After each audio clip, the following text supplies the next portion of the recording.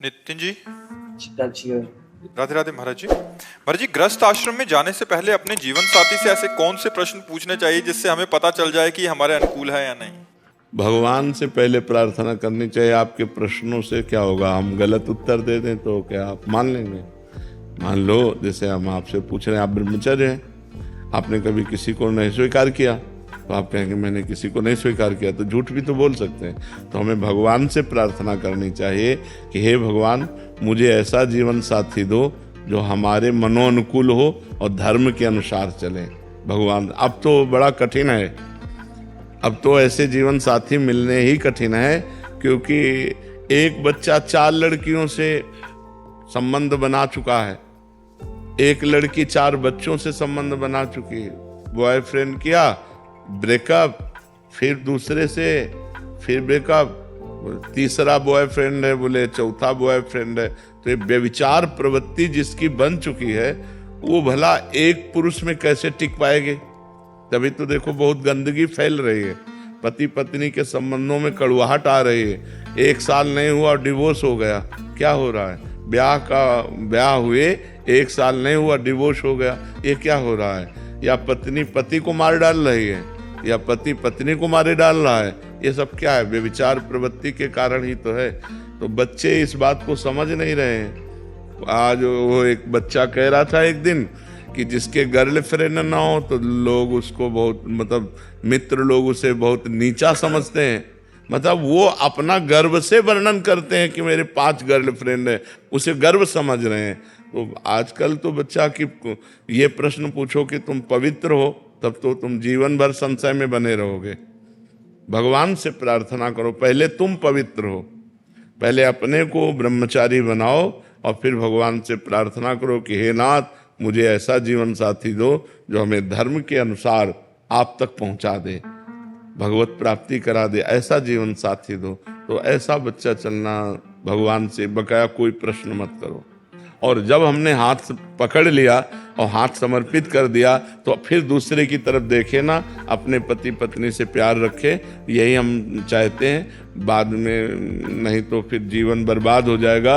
अब तो भगवान से ही प्रार्थना करो कि वही सही मार्ग में हमें ले चलने वाला साथी, जीवन साथी दें, तो भगवान ही कृपा करें। नहीं तो बड़ा अपवित्रता फैल रही है। नशेबाजी, चाहे बच्चा हो चाहे बच्ची, व्यभिचार, ये खूब फैल रहा है, खूब फैल रहा है। ये बड़ी हानिकारक है हमारे भारत देश में। पवित्रता पूर्वक गृहस्थ धर्म निर्वाह करने की जो पद्धति है, उससे बिल्कुल खिलाफ पद्धति चल रही है। खुशी लड्डा जी, भीलवाड़ा से। राधे राधे महाराज जी। महाराज जी, जब मन में संदेह या विश्वास की कमी हो तो क्या करना चाहिए? नाम जप। नाम जप से बुद्धि पवित्र होती है। पवित्र बुद्धि से संशय का नाश होता है। पवित्र बुद्धि में ही विश्वास जागृत होता है। तो हमें परम पवित्र मंगलमय भगवान का नाम निरंतर अपनी जिह्वा से लेने का अभ्यास करना चाहिए, जिससे हमारी बुद्धि विवेकवती हो जाए। बुद्धि तो सबके पास है, पर विवेक नहीं है। होए विवेक तो मोह भ्रम भागा। अगर विवेक हो जाए तो सब संशय नष्ट हो जाएगा, सब अविश्वास नष्ट हो जाएगा, परम विश्वास, दृढ़ निश्चय जागृत हो जाएगा। इसलिए नाम जप करो। किसका प्रश्न है? हाँ, नाम जप करो। नाम जप करने से संशय और अविश्वास, इसका नाश हो जाएगा, निश्चय और विश्वास जागृत हो जाएगा। जी। डॉक्टर विष्णु सक्सेना जी। जी। राधे राधे महाराज जी। महाराज जी, आप कह रहे हैं कि आप जीवन भर देश विदेश में प्रेमी प्रेमिका, नायक नायिका के भौतिक प्रेम पर ही कविताएं लिखकर आप अंतर्राष्ट्रीय कवि हैं, श्रृंगार रस के, कह रहे हैं। महाराज श्री, मुझ अधम को कोई ऐसा उपाय बताएं कि भौतिक प्रेम आध्यात्मिक प्रेम में बदल जाए और मेरी इससे कविताओं कोई लाभ तो मिलेगा नहीं। भले तालियां मिल जाएं, संसार के 4 लोग तुम्हारी वाहवाही कर दें, लेकिन इससे सत्य वस्तु तो मिलेगी नहीं। ये विलासिता के गान करने से 4 लोग संसारिक वाह कह सकते हैं या हर्षित हो सकते हैं, लेकिन न तुम्हें मन की शांति मिलेगी, न औरों के मन की शांति मिलेगी। यदि प्रभु के चरित्र गाओ तो तव कथामृतम तप्त जीवनम, कवि भिरीडितम कल्मषापहम, श्रवण मंगलम श्री मुदाततम, भूय गृणन्ति ते भूरिदा जना। वो बड़े महामहिमा में दानी माने जाते हैं जो दूसरों को भगवान की चर्चा सुनाते हैं। कल्मषापहम, भगवान के पावन चरित्र सुनते ही हृदय निष्पाप होने लगता है, जीव को मंगल की प्राप्ति होती है, आनंद की प्राप्ति होती है। तो हमें लगता है कि सबसे बड़े नायक भगवान हैं और सबसे बड़ी नायिका उनकी प्रिया जो हैं। अगर उनके पावन चरित्र गान करो तो तुम्हारी भी बुद्धि पवित्र हो जाएगी और परलोक लोक सब बन जाएगा, और जो सुनेगा उसका भी मंगल हो जाएगा। तो अब सुधार कर लो, नाम जप करो और भगवान के सिया राम, राधे श्याम, शिव पार्वती, इनके पावन चरित्रों का गायन करो, जिससे तुम्हारी वाणी पवित्र हो जाए, लोगों के कान पवित्र हो जाएं और जीवन दोनों का मंगलमय हो जाए, कथन करने वाले का और श्रवण करने वाले का। ये पांच भौतिक शरीरों की सुंदरता क्या, जो क्षण में नष्ट हो जाए उसका क्या गान करना। ये मलमूत्र का भांड शरीर, इसका क्या गान करना। गान करना तो चिदानंद भगवान का गान करे, जिससे हमारा जवान और कान दोनों मंगलमय हो जाए, दोनों पवित्र हो जाए ना। अब नाम जप करो और भगवान का चरित्र गाओ तो जीवन पवित्र हो जाए। नहीं क्या, चार पैसे मिल जाएंगे, लोग तालियां बजा देंगे बस, और क्या है। मरोगे तो न तालियां साथ जाएंगी, न पैसे साथ जाएंगे, न नायक नायिका साथ जाएगी, भगवान का चिंतन जाएगा, भगवान का भजन साथ जाएगा। तो हमें लगता है कि रुपया ही सब कुछ नहीं है। भगवान के सहारे हो जाओ और भगवान का यश गाओ तो लोग परलोक सब। थोड़ा कभी बीच में किसी भक्त का पावन चरित्र गा दिया या किसी का तो चलेगा, लेकिन प्रारंभ और अंत ये भगवान से हो तो बीच वाला सब भगवान ही माना जाएगा, क्योंकि हर स्त्री पुरुष के रूप में भगवान ही विराजमान है। हमारी बात समझ रहे हो। अगर अपने प्रोग्राम का प्रारंभ करो भगवान से और अंत करो भगवान में, और बीच में नायक नायिका का कर दो तो भी चलेगा। नहीं, प्रारंभ भगवान से करता हूँ। हाँ, क्योंकि भगवान के बिना जीव खुलना ठीक नहीं है। भगवान से प्रारंभ करो और अंत भी भगवान में करो, और बीच का रहने दो। जो आप गान करते हो और उसे भी भगवान को समर्पित कर दो कि जो हमें सेवा दी है वो मैं कर रहा हूं, तो वही भजन बन जाएगा आपका। ठीक है। रोहन जी बिहार। राधे राधे महाराज। महाराज जी आपके चरणों में कोटि कोटि दंडवत प्रणाम। गुरुदेव, अब मुझे राधा नाम जपना बहुत प्रिय लगने लग गया है। गुरुदेव, लगभग 1.5 वर्ष से मांस, मदिरा, जुआ, व्यभिचार, गर्लफ्रेंड, गंदे बच्चों का संग, नशा, हस्तमैथुन आदि सभी कलियुगी दोष का त्याग कर दिया है। आपकी कृपा से सब छूट गया है महाराज जी। गुरुदेव, अब मुझे ब्रह्मा जी का पद नहीं चाहिए, देवराज इंद्र का पद नहीं चाहिए, मृत्यु लोक का सम्राट नहीं बनना, मोक्ष नहीं चाहिए, योग सिद्धियां नहीं चाहिए, श्री जी भी नहीं चाहिए। महाराज जी, मुझे राधा नाम अखंड जपने का एक कृपा हो जाए। अभी तो सुन के कह रहे हो 500 रुपया में ललचा जाओगे। इतने बड़े त्याग की बात। रास्ते में 500 का नोट पड़ा हो तो कदम नहीं आगे बढ़ाओगे, क्यों? कृपा कर दीजिए। नहीं, ये तो सुन के आप बोल रहे हो, हम असलियत की बात कह रहे हैं कि अगर रास्ते में अकेले जा रहे हो, 500 का नोट पड़ा हो तो कदम नहीं बढ़ेंगे आगे। ये स्थिति जो है, जो आप जो बोले, ये भगवत प्राप्त महापुरुष की स्थिति होती है। जो भगवान सच्चिदानंद में चित्त को डुबो दिया है, अब उसे न पारमेष्ठम, न महेंद्रधिष्णम, न सार्वभौमम, न रसाधिपत्यम, न योग सिद्धिर अपनर्भवम वा। उसे ये सब नहीं चाहिए। न ब्रह्मा का पद चाहिए, न देवराज इंद्र का पद। क्यों? क्योंकि वो ब्रह्मा को भी दुर्लभ जो भगवदानंद है वो उसे प्राप्त हो गया है। अच्छा रसगुल्ला और सब भोजन हो तो भगवान को भूल जाएंगे। वहां कह रहे ब्रह्मा का पद नहीं चाहिए, योग की सिद्धि नहीं चाहिए, देवराज इंद्र का पद। बड़े बड़े ऋषि मुनियों के मन में क्षोभ पैदा कर दे तो अभी क्या है, सुना के बोल रहे सुना के बोल रहे। अभी माया का प्रभाव तो देखा नहीं है, पर बच्चे ऊपर बहुत अच्छी मांग है तुम्हारी, बहुत अच्छी मांग है। स्वरूप तो महाराज जी से अलग है। स्वरूप भी अलग है। हमने बहुत अच्छा है, बहुत बुद्धि काम कर रही तुम्हारी। नाम जप करते रहो, ठीक है? हाँ, खूब नाम जप करते रहो। बहुत बढ़िया है, बहुत बढ़िया। प्रदीप त्रिपाठी जी। राधे राधे महाराज। राधे राधे महाराज जी। महाराज जी, आप एक उत्तरकांड की एक वर्णन कर रहे हैं। नहीं अनीति नहीं कछु प्रभुताई, सुनहु करहूं जो तुम्हीं सोहाई। महाराज जी, जब हम परम पिता परमात्मा के ही अंश हैं तो वे हमें सीधा मार्गदर्शन देकर भगवत प्राप्ति की ओर अग्रसर क्यों नहीं कर देते महाराज जी? वे हमें ऐसे विकल्प फी क्यों देते हैं कि जिससे हम इन तुच्छ भोगों में फंस जाएं? दिया तो सीधा ही मार्ग है, भगवान ने विकल्प तो दिया नहीं, सीधा मार्ग दिया है। ममई वांशु, भगवान करे तू मेरा अंश है। और गीता जी में स्वयं प्रकट होकर बोल रहे नहीं, वो भ्रम में तो नहीं डाल रहे ना, वो कह रहे अनन्यस चिंतयन्तो माम, मेरा अनन्य चिंतन करो। ये जना पर्युपासते, जो मेरी उपासना करते हैं, तेषाम नित्याभियुक्ता नाम योगक्षेमम भाम्यम, ठेका मैं लेता हूँ। अनंत ब्रह्मांडों के स्वामी कह रहे, आपका प्रश्न है तो भगवान कह रहे ठेका तो मैं लेता हूँ तुम्हारे योग और क्षेम का, तुम केवल मेरा अनन्य चिंतन करो। भगवान और किसी कार्य के लिए नहीं आदेश कर रहे हैं। मन मना भव मद भक्तो माद्याजी माम नमस्कुरु, मेरे मन वाला बन, मेरा भक्त बन, मेरे को नमस्कार कर, मेरा चिंतन कर, तेरा मैं देख लूंगा, तू मेरा चिंतन कर। तो सीधा रास्ता नहीं दे रहे भगवान, लेकिन हम भगवान का चिंतन न करके भोगों का चिंतन करते हैं। भगवान को अपना न मान कर शरीर और शरीर संबंधियों को अपना मानते हैं। भगवान में सुख न मान करके संसार की वस्तु, व्यक्ति, स्थान, इनमें सुख मानते हैं। तो कहीं ना कहीं गलती हमारी हो रही है। जैसे गुरु रूप में भगवान आके कह रहे इधर चलो, अब हम इधर चल रहे हैं, तो अब फिर ये कह दे कि भगवान ने इधर का रास्ता ही क्यों बनाया, ऐसा नहीं है। अगर भोजन जरूरी है तो शौचालय भी जरूरी है। यद्यपि निंदनीय स्थान है, अपवित्र स्थान है, लेकिन अगर भोजन खाएंगे तो शौचालय की जरूरत पड़ेगी। दिन है, अगर रात ना हो तो सिस्टम बिगड़ जाए पूरी सृष्टि का। ऐसे ही देवता है, असुर ना हो तो सिस्टम बिगड़ जाए। अच्छे हैं, बुरे ना हो तो अच्छे की अच्छाई का मतलब ही ना रह जाए। तो भगवान ने पूरा बगीचा अपनी सृष्टि बनाई है, जो चाहिए वो ले लो। और स्वयं उपदेश करते हैं कि तुम्हारा मंगल किस में होगा, तुम्हें किस मार्ग में चलना चाहिए।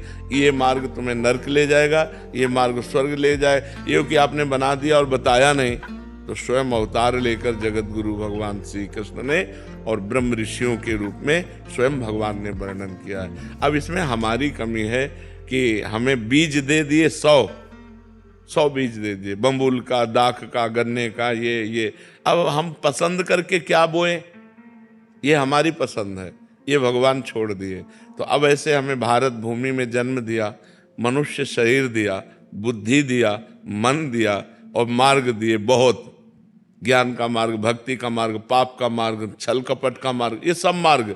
और बता रहे हैं कि ये मार्ग चलो तो ये मिलेगा और ये मार्ग चलो तो ये मिलेगा। अब हम उधर जा रहे हैं तो उधर भोगना पड़ेगा, इधर जा रहे हैं तो आनंद भोगना पड़ेगा। तो इसमें भगवान का दोष क्या है, आप हमें बताओ, है नहीं? हाँ, भगवान पूर्ण है तो उनकी सृष्टि भी पूर्ण है। आप ये नहीं कह सकते कि ये नहीं है, सब कुछ है। बुरा से बुरा भी है और भला से भला भी है, छोटा से छोटा भी है, महान से महान भी है। ये उसकी सृष्टि है, ये उसकी बाजार है। अब आप खरीदना क्या चाहते हैं? पैसा आपके पास है, खरीद लीजिए। श्वास रूपी संपत्ति है, बुद्धि रूपी आपको गाइड करने वाला है, और भगवान आपको आपकी बुद्धि को कहाँ ले जाना चाहिए ये भी बता रहे हैं। अब अपने को चल देना चाहिए। देखो, भगवान की कृपा से आप साधु समागम में आए, भगवान की तरफ से कोई कमी है क्या कृपा की? अब आप अगर साधु समागम करके भी असत मार्ग में चलें और कह दें कि भगवान को दोष दें, तो हमें लगता है उनकी कृपा ही कृपा हमारे ऊपर है, उनकी वास्तविक कृपा हमारे ऊपर है। हम समझ नहीं पा रहे, अगर हम समझ जाएं तो हम गलत मार्ग में चलेंगे नहीं, सही मार्ग। अब उन्होंने गलत मार्ग क्यों बनाया? तो वो पूर्ण है। पूर्ण तभी होता है जब सब कुछ हो, पूर्णता तभी मानी जाती है जब सब कुछ हो। तो हमारी भगवान की सृष्टि में सब कुछ है। कुछ आपने क्रूर से क्रूर, निर्दयी से निर्दयी, दयावान से दयावान, और सब कुछ भरा पड़ा हुआ है। अच्छा, वो बने हैं, उन्होंने बनाया केवल नहीं, वो स्वयं बने हैं। जब भगवान के सिवा कोई है ही नहीं, था नहीं, रहेगा नहीं, तो फिर ये सब है क्या? वही बने हुए हैं। और यही जो जान गया, बहुनाम जन्मनावंते ज्ञानवान माम प्रपद्यते वासुदेवा सर्वमित सा महात्मा सुदुर्लभा। सब कुछ भगवान बने हैं, ये जान गए तो उत्तम महात्मा हो गए, आप उत्तम गति को प्राप्त हो गए। तो हमको अच्छी गति, अच्छे मार्ग में चलना है। भगवान ने जो बुरे मार्ग बनाए वो पूर्ण है, वो पूर्ण परमात्मा है, इसलिए उन्होंने पूर्ण सृष्टि रची है, सब कुछ रचा है। देखो, यहाँ भोजन पाते हैं और यही मलाशय है, यही मूत्राशय है, सब कुछ बना है। अब कह दे मलाशय मूत्राशय न हो तो फिर कैसे भोजन का व्यवस्था होती? भोजन का पाचन तंत्र काम करके मलाशय मूत्राशय कैसे? तो सब कुछ होना चाहिए। तो अब मलमूत्र एकदम घृणित चीज है, लेकिन बनता कहाँ से है? यहीं से तो पाते हैं। तो ऐसे ही भगवान ने, जैसे हमारे शरीर में सब कुछ है, सब कुछ है, गंदगी से गंदगी, सब चीज, सब अंदर सब भरा हुआ है, लेकिन ऊपर से कितना चिकना चुपड़ा कर दिया कि हम देखकर प्रभावित हो जाते हैं और रूप देखकर लुभायमान हो जाते हैं। ऐसे भगवान ने सब कुछ पूरी सृष्टि में रचा है। तो हमको क्या चाहिए, हमको कौन से मार्ग में चलना चाहिए, ये भी प्रकट होकर बता दिया। तो अब हमारी गलती है कि हम सही मार्ग न चलकर गलत मार्ग में चलते हैं। भगवान को इसमें दोष न दे, क्योंकि वो पूर्ण है। घर पूर्ण तभी माना जाएगा जब रसोई भी हो और लेटरिन बाथरूम भी हो, तभी माना जाएगा कि ये घर पूर्ण है। ऐसे संपूर्ण सृष्टि को भगवान ने पूर्ण रचा है। देवना वैष्णव जी, राधे राधे महाराज जी। महाराज जी, आपके बताए अनुसार मैं लाडली जी से बोलती हूँ कि मैं जैसी भी हूँ, आपके आश्रय में हूँ, आपके भरोसे में हूँ। परंतु महाराज जी, ये आश्रय कैसे होता है, ये ठसक भाव कैसे होता है? शिष्टामृत भुक्तवैव चरितम श्रणवस तवे स्मरण, आपका उच्छिष्ट पाऊं। तो हमारी जो शरणागति पुष्ट होगी तो बिना भोग लगाए ठाकुर जी को पावे ना। उच्छिष्टामृत भुक्तवैव, और आपके चरित्र कानों से सुनूं और आपका स्मरण करूं, और हमारे चरण जब चले तो ऐसी भावनाओं कि मैं आपकी प्रदक्षिणा कर रही हूं, आपके ही जनों का संग हो, इसी से शरणागति हो जाएगी। आपके चरणों का ध्यान, आपका उच्छिष्ट, आपकी लीला चरित्रों का श्रवण, आपके धामों की यात्रा, आपके भक्तों का संग, इसी से हमारा हृदय शरणागति के योग्य हो जाएगा। और जहाँ प्रभु की शरणागति हुई तो उठते बैठते चलते फिरते खाते पीते हर समय भगवान की याद बनी रहेगी। भगवान का स्मरण होना हर समय, यही साधना है। सबसे बड़ी साधना भगवत प्राप्ति की है कि उठते बैठते चलते फिरते हर समय राधा राधा राधा राधा स्मृति बनी रहे। अगर स्मृति नहीं है तो फिर ठीक नहीं है, स्मृति बनी रहना चाहिए। क्या भाव है आपका?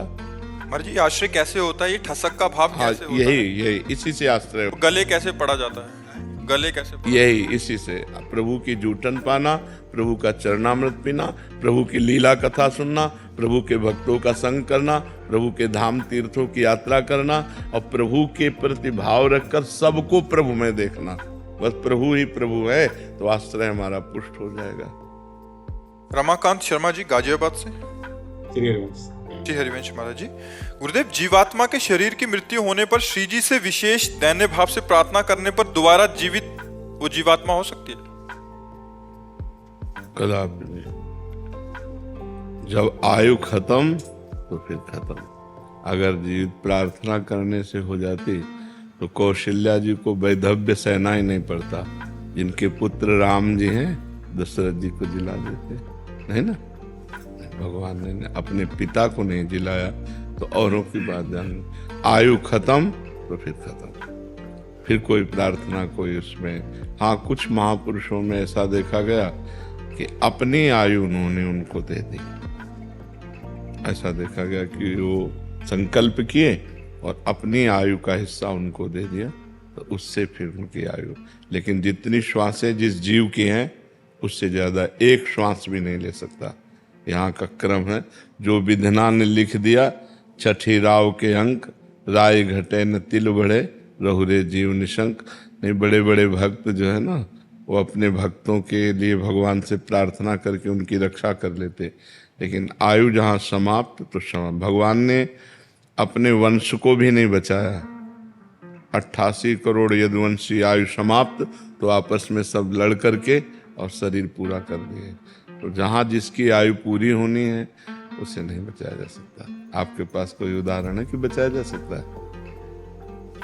अगर बचाया जा सकता तो बड़े बड़े ब्रह्म ऋषि, बड़े बड़े महात्मा, देखो वशिष्ठ जी जैसे, जो नई सृष्टि की रचना कर दें, वो नहीं बचा पाए दशरथ जी को। जाना है तो जाना है।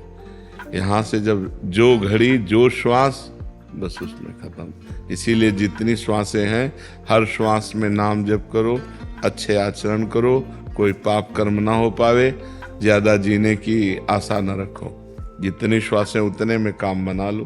मान लो मेरी अब एक श्वास रह गई, हमने राधा बोला, इसी से भगवत प्राप्ति हो जाएगी। हमें 100 श्वासों की जरूरत ही नहीं है। एक श्वास हो और अच्छे आचरण हो और राधा नाम हो, कृष्ण नाम हो, हरि नाम हो, उसी से काम हो जाएगा।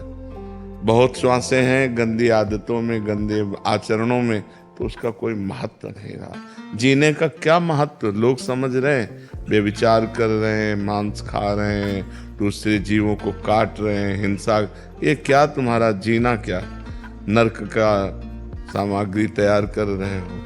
अगर एक श्वास भी है तो अच्छे जियो, राधा राधा राधा, दूसरों को सुख पहुंचाओ, दूसरों का मंगल करो। तो मेरी जहाँ तक जानकारी है उसके अनुसार एक श्वास भी आगे नहीं बढ़ सकती। जितनी निश्चित श्वासें हैं उतनी ही निश्चित रहेंगी।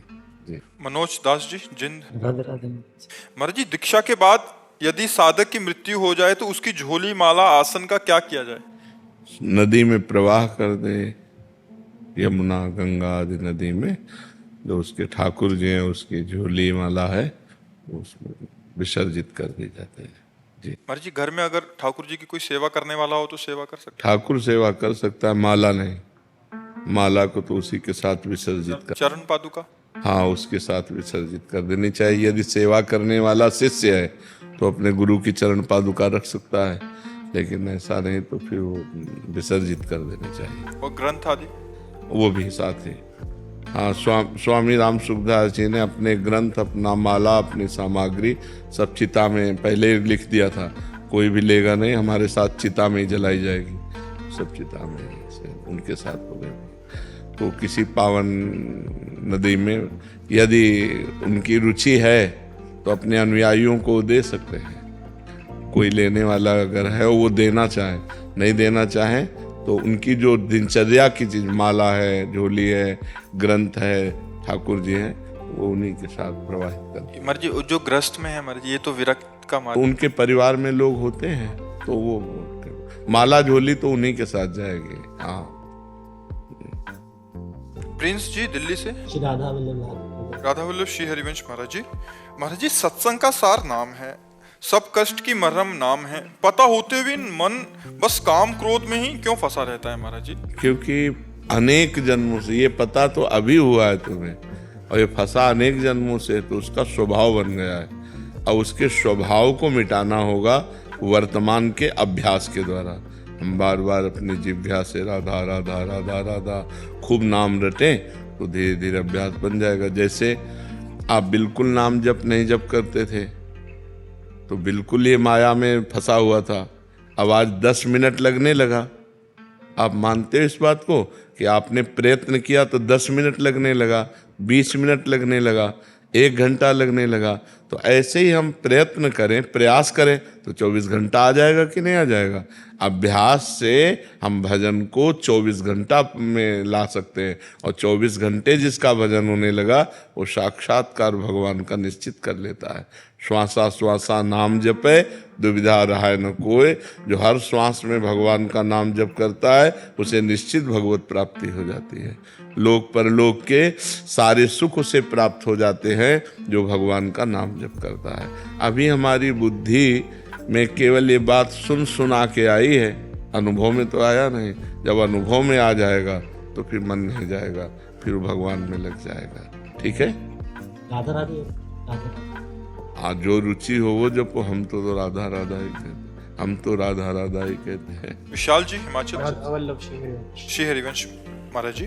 महाराज जी, आपका प्रश्न थोड़ा ऐसा है कि जैसे कभी महाराज जी युद्ध आदि का संयोग होता है जिसमें किसी का पति हो सकता है, किसी का भाई होगा, किसी का बेटा होगा। महाराज जी, वो तो युद्ध में जैसा भी उनका भी जो भी उनका कर्तव्य ही है, पर महाराज जी पारिवारिक जन बहुत चिंतित हो जाते हैं। तो महाराज जी उन परिस्थिति में, क्योंकि एकदम भय बना रहता है कि कब कोई ऐसी खबर आ जाए, वो तो चिंता का विषय लगेगा ही। उस समय अपने मन को कैसे वो करें महाराज? नहीं समझाया जा सकता, क्योंकि हाँ नहीं समझाया जा सकता, क्योंकि वो कभी भी पधार सकते हैं। भाई बॉर्डर पे हैं या युद्ध में हैं, कभी भी सैनिक हैं, कहीं भी तैनात कर दिए जाएं, कभी भी पधार सकते हैं। तो अगर समझाना तो मोह ये समझेगा नहीं। ममता रत सन ज्ञान कहानी, अति लोभी सन विरति बखान, ये व्यर्थ जाता है। अब जैसे ममता से युक्त है कि मेरा भाई या मेरा पति या मेरा पुत्र ऐसे क्षण, अब उसको ज्ञान सुहाएगा नहीं, उसको ज्ञान पचेगा भी नहीं। पर वास्तविक बात यह है कि उस समय सोचना चाहिए कि जितनी आयु है उतना ही पुरुष जीवित रहता है। अगर मेरे संबंधी की आयु पूरी है तो कोई मार नहीं सकता, अगर आयु खत्म हो चुकी तो हम तिजोरी में बंद कर लें घर में लाके तो भी मर जाएगा वो। तो ज्ञान के द्वारा हमको अंदर समझाना चाहिए। दूसरी बात, वो वीर गति को प्राप्त हो रहा है जो प्रशंसनीय है। और तो सब मर ही नहीं, एक्सीडेंट में नहीं मर सकता आदमी। भाई घर से निकला है, पता नहीं लौट के आए कि ना आए, वो तो बॉर्डर में देश रक्षा के लिए, राष्ट्र रक्षा के लिए है। तो हमारी चौड़ी छाती होगी जिस समय ये होगा कि वो वीर गति को प्राप्त हुए, तो हमारी चौड़ी छाती होगी कि राष्ट्र के लिए उन्होंने जान गंवाई। यहाँ तो जान ऐसे ही चली जा रही है।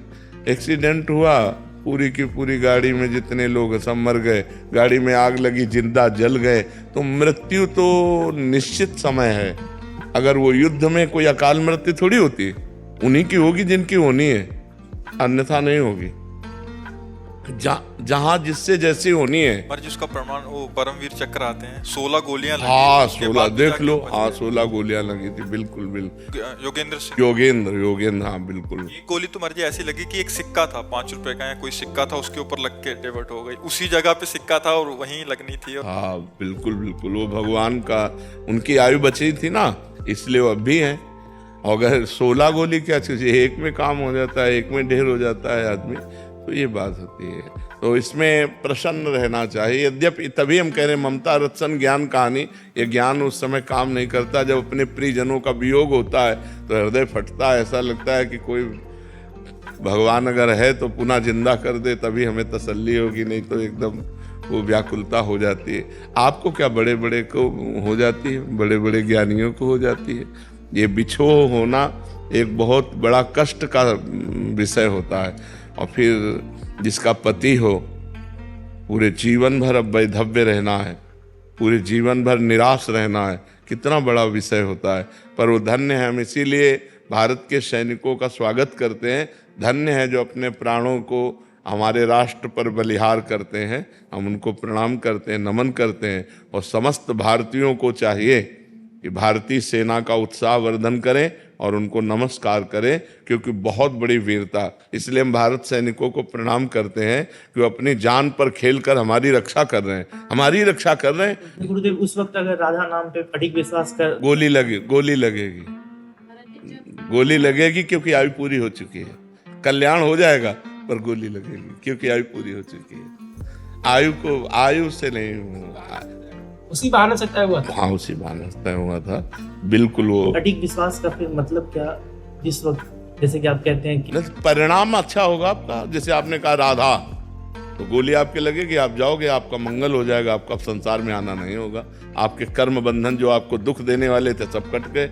लेकिन ये देखो, हम तुमको शरीर बहुत पॉइंटेड नजर आता है शरीर, लेकिन भगवान के लिए एक कपड़ा है ये, जो तुम हो। तुम्हें गोली नहीं लग सकती कभी, तुम अविनाशी हो। नयनम छिन्नन्ति शस्त्राणि नयनम दहति पावका न चैनम क्लेदन्त्यापो न शोष्यति मारुता। लेकिन ये शरीर जो है ये मरेगा, ये नष्ट होगा। तो हमारी दृष्टि में शरीर बहुत बड़ी चीज है और भगवान की दृष्टि में तुम बहुत बड़ी चीज हो, और तुम्हें कोई गोली लगेगी नहीं, शरीर को लगेगी। तो कपड़ा को जैसे फाड़ दिया जाए, तो अब आपके पास बहुत से कपड़े हैं, तो एक कपड़ा फाड़ने में आपको क्या परेशानी है। तो ऐसे शरीर को गोली लग गई, आपको तो लगनी नहीं है। और अपने को शरीर सब कुछ है और भगवान को उनका अंश सब कुछ है, और उनके अंश को कभी कोई मार ही नहीं सकता। वो अविनाशी है, ईश्वर अंश जीव अविनाशी। तो इसलिए बात होती है। मैं मीडिया का काम करता हूँ, मैं इंटरव्यूज लेता हूँ। कभी कभार ऐसा ये होता है कि जब हम मीडिया से किसी का इंटरव्यू लेते हैं, हम कभी भ्रमिक बातों को फैलाते हैं, टीआरपी के लिए करते हैं। तो इसमें मेरा दिल एक क्षण में फंस जाता है कि अपने कर्तव्यों को पूरा करें, कि जिसके लिए हम काम कर रहे हैं, टीआरपी के लिए बढ़ाए, कि जनता को सत्य दिखाए। नहीं, उचित तो यही है, सत्य दिखाना। अगर आप केवल ये टीआरपी के लिए भ्रमात्मक बातें फैलाएं या झूठी बातें फैलाएं, तो ये अपराध है। ये कहीं न कहीं इसके द्वारा प्राप्त हुआ धन आपकी बुद्धि को भ्रष्ट कर देगा। आगे चल कर के आप परेशान हो जाएंगे। और प्रायः लोग धन और बड़ाई के लिए ऐसा करना शुरू कर देते हैं, तो हमें लगता है वो अंततोगत्वा मनुष्य जीवन का लक्ष्य सच्चाई होना चाहिए, मनुष्य जीवन का लक्ष्य भगवत प्राप्ति होना चाहिए, मनुष्य जीवन का लक्ष्य एक अद्भुत आनंद होना चाहिए, वो इससे नहीं प्राप्त होगा। मैंने अपना करियर का स्टार्ट किया, मैं आपसे और श्री जी से आशीर्वाद लेना चाहता हूँ। हाँ, बिल्कुल सत्य प्रवक्ता होना चाहिए, उसमें मिश्रित झूठ बात नहीं होनी चाहिए। हाँ, जरूर है कि समाज में कड़ुआ माना जाता है सत्य प्रवक्ता हो, आपको ज़्यादा लोग आदर नहीं देंगे, आपके जन ही आपका आदर नहीं देंगे, लेकिन जिसका आदर हरि करे उसका निरादर कौन कर सकता है, और जिसका निरादर हरि कर दे तो उसका आदर कौन कर सकता है। ये सब आदर मिट्टी में मिल जाता है, इसका कोई महत्व नहीं होता, ठीक है ना। टीआरपी के लिए झूठ बोलना या किसी को झूठ ब्लेम लगा करके ये सब ठीक नहीं है, बिल्कुल सत्य बात होनी चाहिए। अगर वो दोषी है तो उसको ओपन करो, अगर निर्दोष है तो उसकी निर्दोषता ओपन करो। ऐसा नहीं कि दोषी को बख्श दिया जाए और निर्दोषी को दोषी बनाकर प्रकाशित कर दिया जाए। वो तो जो आप प्रकाशित करेंगे वही जनता देखती है, तो उसमें आपकी हानि हो जाएगी, जनता की तो कोई हानि है नहीं, आपकी हानि हो जाएगी। भगवान भक्ति में अजम है, शास्त्री बात है। नाम जप करो, अधिक से अधिक नाम जप करो, भक्ति का स्वरूप है तदर्पिता अखिलाचारिता तद स्मरणेन परम व्याकुलते। हर आचरण भगवान के लिए हो और नाम जप हो, यही भक्ति का परम स्वरूप है। खूब नाम जप करो। सुमिर पवन सुत पावन नामो अपने बस करि राखे रामो। भजन के प्रभाव से हनुमान जी ने राम जी को अपने बस में कर लिया, तो खूब नाम जप करो, यही भक्ति का स्वरूप है। जीवन अभिमन्यु से हो गया बाबा, चारों तरफ से ऐसा लगता है सारे तीर अपने आप में। कोई तीर आज तक सृष्टि में बना ही नहीं कि हमें भेद सके। नैनम छिन्नन्ति शस्त्राणि नैनम दहति पावका न चैनम क्लेदन्त्यापो न शोष्यति मारुता। अपने को भूल गए हो, शरीर भाव में हो गए हो, इसलिए ऐसा महसूस हो रहा है। यदि अपने स्वरूप में आओ तो तुम ना तो किसी आग्नेय अस्त्र में, न वारुणास्त्र में, न वायुवास्त्र में, किसी में ताकत ही नहीं कि हमें छू सके। हम अविनाशी हैं, ईश्वर का स्वरूप हैं, शिवोहम, शिव का अंश है। हम शरीर को लेकर बात करते हैं तो समस्याएं ही समस्याएं हैं, और जब स्वरूप को लेकर बात करते हैं तो कोई समस्या ही नहीं। तो हम शरीर को भगवान शिव के चरणों में अर्पित करते हैं, जैसे सुख दुख में जैसी परिस्थिति में रखें, स्वरूप में होकर उसे सहते हैं। नाम जप करो और भगवान शंकर के आश्रित रहो। देवादिदेव महामृत्युंजय जो काल का भी महाकाल है, डरना क्या है। हर परिस्थिति को सहेंगे, जैसी परिस्थिति शिव देंगे। क्यों जी। और गुलाल जी दिल्ली से हैं। अच्छा, ये उनके परपोते हैं। हम परपोते। बड़े बड़े पुण्यात्मा रहे।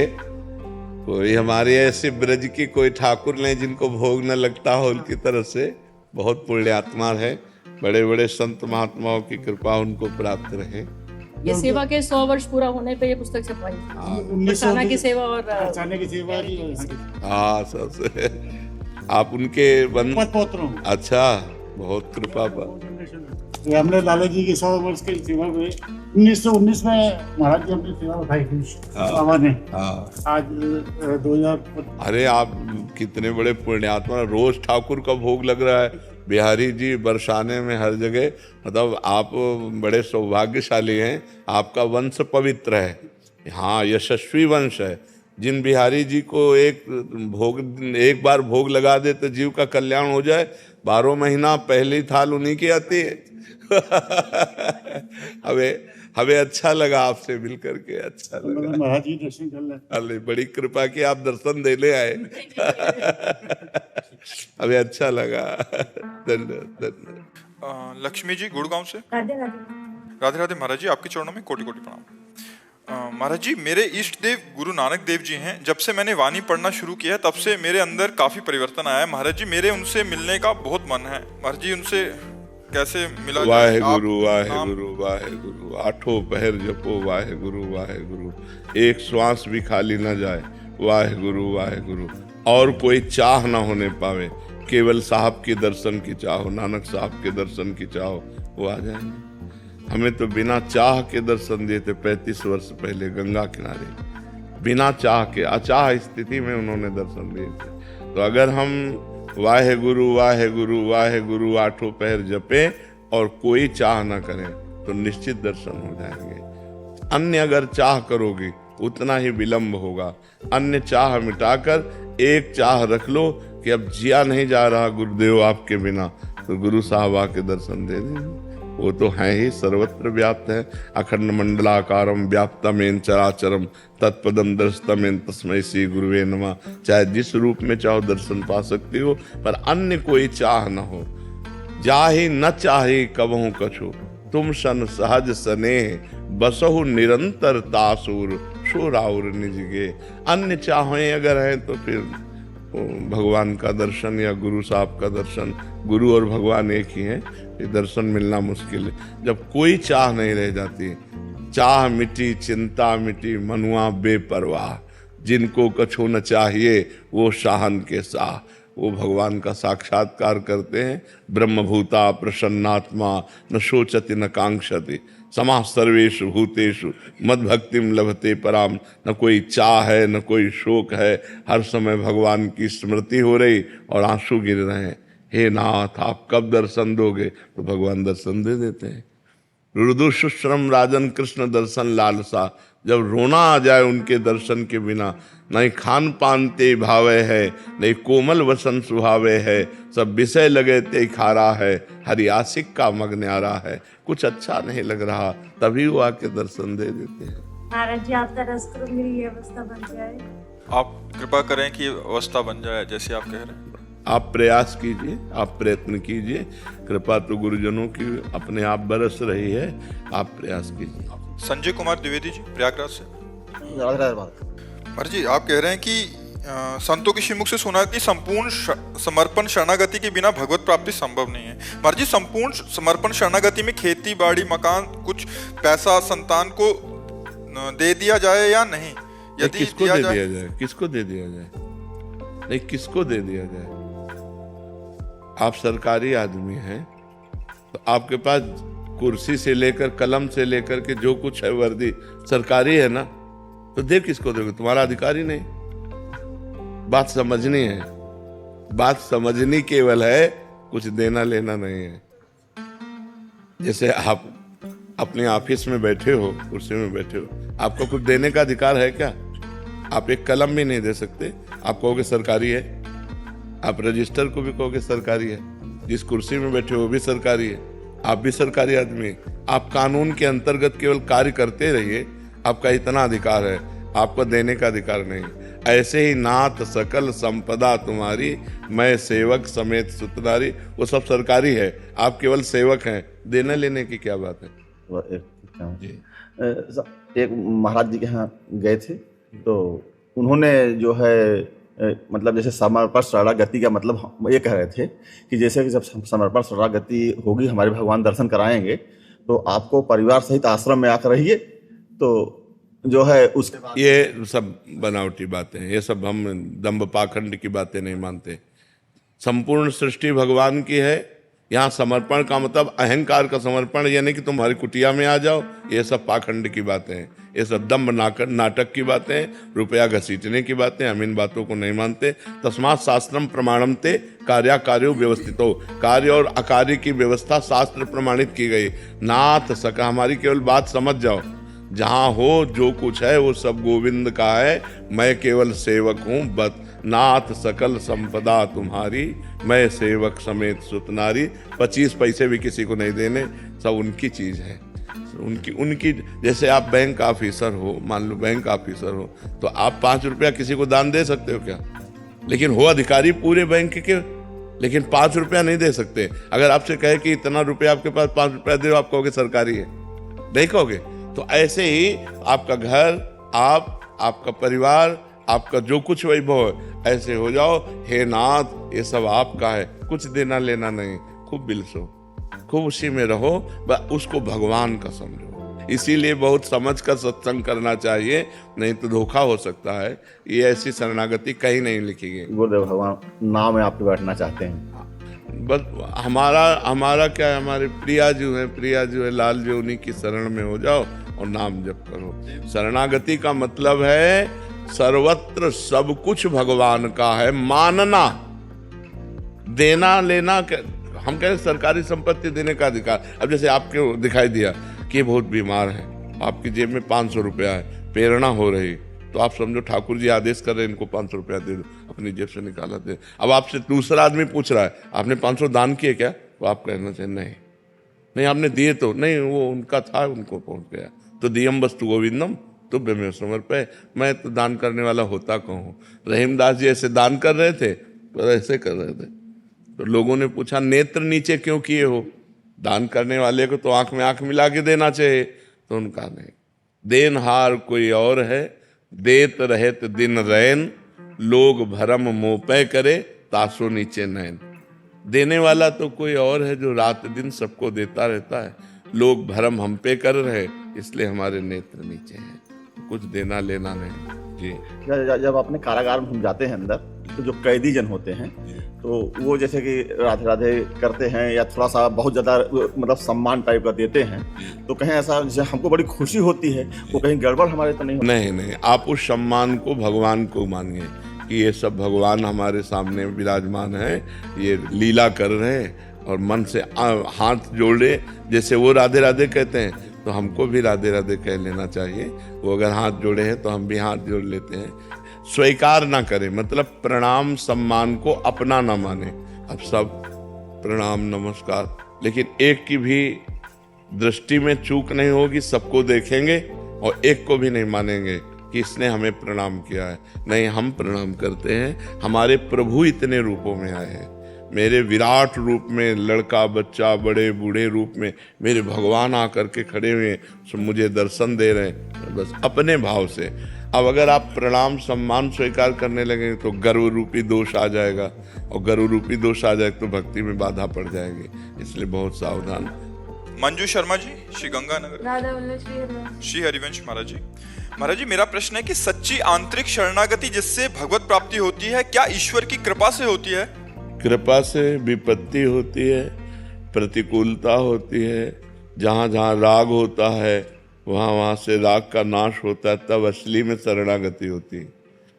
पहले तो बनावटी शरणागति होती है, फिर असली में शरणागति होती है। जैसे गजेंद्र की शरणागति हुई, जब तक उसको उसके परिवार के लोगों ने सहयोग दिया, हाथी हाथिनियों ने, तब तक उसे भगवान का स्मरण नहीं आया, और जब तक उसे अपने बल का, तब तक भगवान का स्मरण नहीं आया।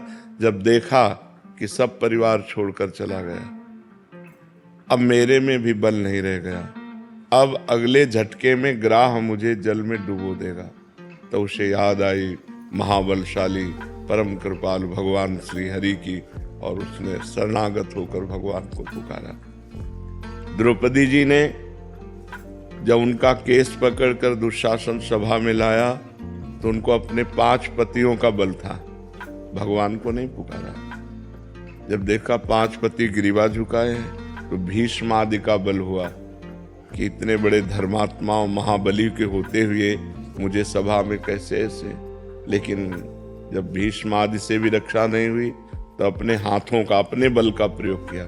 यही जीव की दुर्दशा है, अपने बल का प्रयोग किया। जब हाथों से भी थक गए तब दांत से दबा लिया। जब देखा अब की झटके में दांत से साड़ी निकल जाएगी तो पुकारा, हे गोविंद द्वारिकाधीश। तो भगवान को आना थोड़ी पड़ा, वो तो सर्वत्र है, वहीं उनके वस्त्र के रूप में प्रकट हो गए, भगवान का वस्त्रावतार हो गया। दुशासन खींचता रहा, यहाँ से साड़ी नहीं हटा पाया, आखिरकार हार करके बेहोश होके गिर गया, लेकिन यहाँ से पल्लू नहीं हटा क्योंकि भगवान का आश्रय हो गया ना। तो शरणागति असल में जब हम सब तरह से हार जाते हैं और कोई रास्ता नहीं दिखाई देता, तब जीव की ये दुर्दशा है कि वो पहले शरणागत नहीं होता।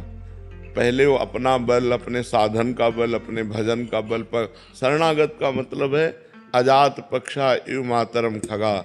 जैसे घोंसले में चिड़िए का बच्चा है, उसके पंख नहीं निकले, वो अगर दाना लाएगी उसकी माँ तो पाएगी, पानी मुंह में लाएगी तो पाएगी, नहीं तो वो केवल बाट जो होती रहती माँ की।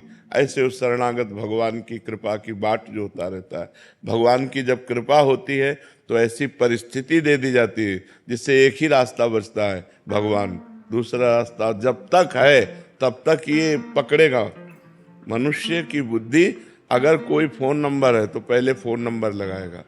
जब उसका फ़ोन नंबर नहीं लगेगा, कोई काम नहीं बन पाएगा, कोई जगह, कोई आश्रय, कोई व्यक्ति नहीं दिखाई देगा, तो उसे याद आएगी कि एक सहायक है, अब तो भगवान ही सहायता कर सकते हैं, दूसरा कोई सहायता। शरणागति तब होती है जब सब तरफ से निराशा मिलती है, तब एक आशा जागृत होती है भगवान की, और जहाँ भगवान का आश्रय लिया बात बन गई। अभी हम जबान से कहते हैं कि तन मन धन सब तेरा, स्वामी सब कुछ है तेरा, तेरा तुझको अर्पण क्या लागे मेरा, लेकिन पूरे झूठे हैं हम। तन मन धन सब मेरा, स्वामी सब कुछ है मेरा, मेरा मुझको दे दे क्या लागे तेरा। बिहारी जी के शरणागति का मतलब है अपने में न धन बल, न तप बल, न भजन बल, कोई बल न हो, सुनेरी मैंने निर्बल के बल राम। अपबल तप बल और बाहुबल, चौथो बल है दाम, शूर किशोर कृपाते सब बल, हारे को हरिनाम, सुनेरी मैंने निर्बल के बल राम। जो निर्बल होकर के पुकारा तो सबल भगवान उसी समय उसको अनुभव कराए कि मैं आ गया।